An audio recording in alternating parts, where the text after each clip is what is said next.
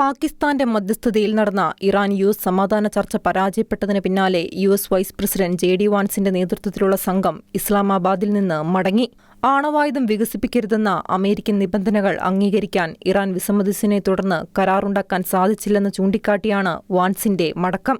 ചർച്ച പരാജയപ്പെട്ടെന്ന് സ്ഥിരീകരിച്ച ഇറാൻ യുദ്ധത്തിലൂടെ നേടാൻ കഴിയാതിരുന്ന ലക്ഷ്യങ്ങൾ യു.എസ് ചർച്ചയിലൂടെ നേടാൻ ശ്രമിച്ചെന്ന് ആരോപിച്ചു.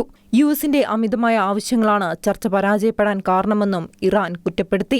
21 മണിക്കൂറിനിടെ 5 റൗണ്ട് ചർച്ചകളാണ് ഇരു രാജ്യങ്ങളും തമ്മിൽ നടന്നത്.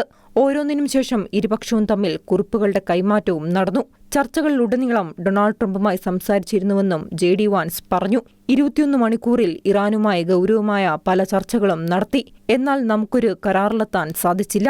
അമേരിക്കയേക്കാൾ ഇറാനെ സംബന്ധിച്ച് അതൊരു മോശം വാർത്തയാണെന്നാണ് താൻ കരുതുന്നതെന്നും വാൻസ് പറഞ്ഞു.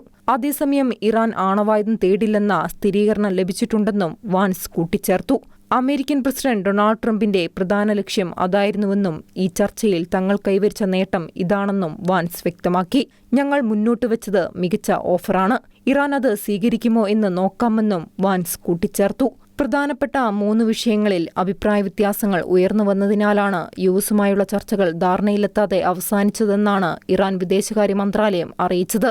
ചർച്ചയിൽ ഇറാന്റെ 10 പോയിന്റുകളും അമേരിക്കയുടെ പോയിന്റുകളും തങ്ങൾ ചർച്ച ചെയ്തു. ചില കാര്യങ്ങളിൽ ധാരണയിലെത്തി. എന്നാൽ 3 വിഷയങ്ങളിൽ അഭിപ്രായ വ്യത്യാസം ഉയർന്നുവന്നുവെന്നും മന്ത്രാലയം പറഞ്ഞു. ഹോർമുസ് കടലിടുക്കിലെ ഇറാന്റെ നിയന്ത്രണം പൂർണ്ണമായും അവസാനിപ്പിക്കുക, യുറേനിയം സമ്പുഷ്ടീകരണം ഉപേക്ഷിക്കുക എന്നിങ്ങനെ യു.എസ് മുന്നോട്ടുവച്ച പ്രധാന ആവശ്യങ്ങൾ ഇറാൻ പ്രതിനിധികൾ നിരസിച്ചു. ലബനനിൽ ഇസ്രായേൽ നടത്തുന്ന ആക്രമണങ്ങൾ അവസാനിപ്പിക്കുന്നതിലും ധാരണയിലെത്താൻ കഴിഞ്ഞില്ല.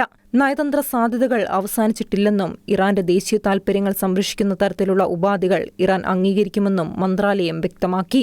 അതേസമയം യു.എസുമായി ചർച്ചകൾ പുനരാരംഭിക്കാൻ ഇറാൻ തിടുക്കം കാട്ടുന്നില്ല എന്നും പന്ത് അമേരിക്കയുടെ കോർട്ടിലാണെന്നും ഇറാൻ വാർത്താ ഏജൻസിയായ തസ്നീം റിപ്പോർട്ട് ചെയ്തു.